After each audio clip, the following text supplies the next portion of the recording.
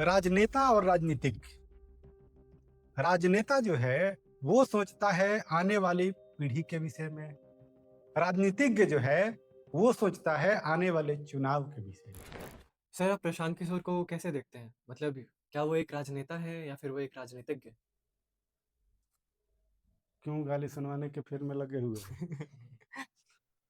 देखो, प्रशांत किशोर एक बिहार का हॉट टॉपिक है। जिस तरह से एक क्वेश्चन पूछा जाता था कि अशोक का धाम क्या है, तो अशोक अपने अभिलेखों में स्वयं ही ये बताता है कि धाम क्या है। उसी तरह प्रशांत किशोर जी खुद ही इस बात को बताते हैं कि वो राजनेता है या राजनीतिक। नरेंद्र मोदी जी को प्रधानमंत्री बनाने में उनके रणनीतिकार रहे थे। नीतीश कुमार को चुनाव जिताने में ममता बनर्जी का कैंपेन इन्होंने किया था, मैनेजमेंट किया था। तो ये खुद ही कहते हैं या पूरे भारत के लोग जानते हैं कि ये एक बेहतर चुनावी रणनीतिकार रहे। तो मुझे लगता है कि ये एक राजनीतिज्ञ हैं। आप देखेंगे ये प्रारंभ के चरणों में 2 अक्टूबर को शायद इन्होंने जन स्वराज की शुरुआत की थी। तो प्रारंभिक चरणों में इनका स्टेटमेंट था कि मैं बिहार का भ्रमण करूँगा और वहाँ से अच्छे-अच्छे लोगों को चुनूँगा। आज भी जो जन स्वराज है वो वन मैन शो है। प्रशांत किशोर जी के अलावा कोई एक ऐसा व्यक्ति बताइए जो जन स्वराज के विषय में बोलता हो या कोई मंच साझा करता हो, जन स्वराज की चीज़ों को इनके अलावा कोई रखता हो। तो क्या पूरे बिहार भ्रमण करने के बाद 2 बरस होने के बाद भी ऐसा कोई व्यक्ति नहीं मिला? तो मुझे लगता है ये एक पैटर्न को फ़ॉलो करते हैं और ये पैटर्न है महात्मा गांधी का। जैसे महात्मा गांधी के राजनीतिक गुरु हैं गोपाल कृष्ण गोखले। जब साउथ अफ्रीका से महात्मा गांधी भारत में आते हैं 9 जनवरी 1915, इसीलिए वहाँ उस दिन को प्रवासी दिवस भी मनाया जाता है।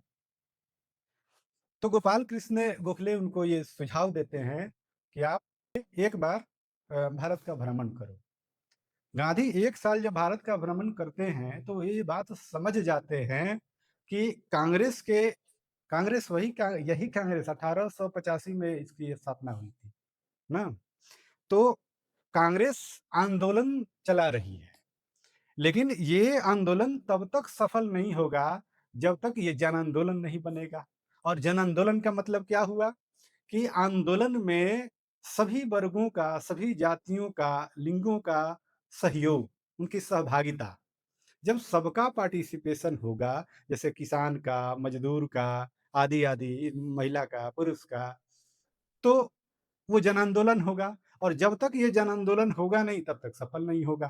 तो आप देखेंगे कि सबसे पहले गांधी जी ये लखनऊ अधिवेशन 1916, राजकुमार शुक्ला चंपारण की समस्या पर गांधी का ध्यान आकृष्ट कराते हैं, उनको आमंत्रित करते हैं। तो 17 में आपको चंपारण, फिर इसके बाद से आपको अहमदाबाद मिल मजदूर और फिर खेड़ा आंदोलन। ये 3 जो क्षेत्रीय मुद्दे हैं, है ना? इनको उठाकर गांधी जी अपना जनाधार तैयार करते हैं। और जब उनका जनाधार तैयार होता है तो रॉलेट सत्याग्रह, असहयोग आंदोलन, सविनय अवज्ञा आंदोलन और भारत छोड़ो आंदोलन, मतलब राष्ट्रीय स्तर की वो अखिल भारतीय राजनीति करते हैं। तो ये एक पैटर्न फॉलो करते हैं, लेकिन अब गांधी में इनमें थोड़ा सा अंतर। तो सर क्या मतलब जन स्वराज और महात्मा गांधी एक ही पथ पे हैं या दोनों अलग-अलग हैं? नहीं, मुझे लगता है कि महात्मा गांधी जो हैं वो राजनेता हैं और मैंने पहले ही कहा मेरा व्यक्तिगत विचार है कि ये राजनीतिज्ञ हैं। सर प्रशांत किशोर और अरविंद केजरीवाल में क्या कुछ समानताएँ हैं या भिन्नताएँ हैं? देखिए, अरविंद केजरीवाल आंदोलन की उपज थे और जब अरविंद केजरीवाल आए थे तो एक ऐसा माहौल बना था कि जैसे भारत में कोई बहुत बड़ा राजनीतिक परिवर्तन हो जाएगा। लेकिन हुआ क्या कि उस पार्टी का ही राजनीतिकरण हो गया, उसी का सामान्यीकरण हो गया। तो अंतर यही है कि वो राजनीतिक मतलब अरविंद केजरीवाल जहाँ आंदोलन की उपज थे, प्रशांत किशोर आंदोलन खड़ा करके आ रहे हैं। जी। और सर आपको क्या लगता है कि प्रशांत किशोर बिहार से पलायन रोक सकते हैं? देखिए, पलायन की समस्या बिहार में जो है, उसका कारण केवल राजनीतिक नहीं है। हाँ, यद्यपि जैसे कहा जाता है कि लालू प्रसाद यादव जी का जो शासनकाल था, ये खुद ही अपने जैसे स्पीच में इस बात को बोलते हैं कि अव्यवस्था थी, तो कुछ इंडस्ट्री वगैरह स्टेबल नहीं हुए, या कोचिंग संस्थान आप कोटा देखेंगे तो यहाँ से शिक्षण संस्थान भी हैं, वो दूसरे जगह शिफ्ट कर गए।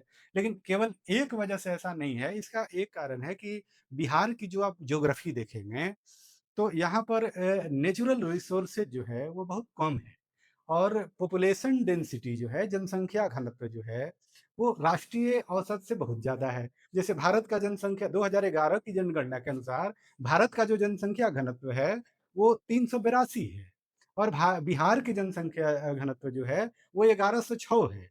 अब इतने जनसंख्या घनत्व, इतने और इतने कम रिसोर्सेज में ये पलायन नहीं रुक पाएगा, ये पॉसिबल नहीं है, चाहे कोई भी आ जाए। ना हम चुनाव जीतने के लिए, मैंने कहा ना, राजनेता हैं, तो आप चुनाव जीतने के लिए कोई भी वादा कीजिए। जैसे ये मोदी जी जब बने थे तो उस उनके भी रणनीति कार्य यही थे, है ना? और उन्होंने खुद कहा था काला धन आना चाहिए कि नहीं आना चाहिए? आया? काला धन आया, है ना? सरकार ये डाटा देने से मना कर दे रही है ना? मुज़फ्फरपुर में मोदी जी ने बोला था कि बिहार में कमल आया है तो लक्ष्मी भी आएगी। आई बिहार में लक्ष्मी? आपके जीवन में कोई परिवर्तन हुआ? है ना? कभी किसान लाठी खाते हैं, कभी बैंककर्मी खाते हैं, कभी स्टूडेंट खाते हैं, है ना? और समस्या, तो आप एक बात याद रखिए कि जिस समाज को नायक की तलाश है, वह एक असंतुष्ट समाज है, और जब तक समाज में गुणात्मक परिवर्तन नहीं होगा, देखिए, विकासशील देश की राजनीति की एक अलग तरह की समस्या होती है, उसकी अलग विशेषता होती है। भारत एक विकासशील देश है, और भारत में बिहार जो है, वो पिछड़ा राज्य है। तो मुझे नहीं लगता है कि इनके आने से पलायन रुक जाएगी। हाँ, पढ़े लिखे हैं, विद्वान व्यक्ति हैं, तो कुछ शासन बेहतर हो सकता है।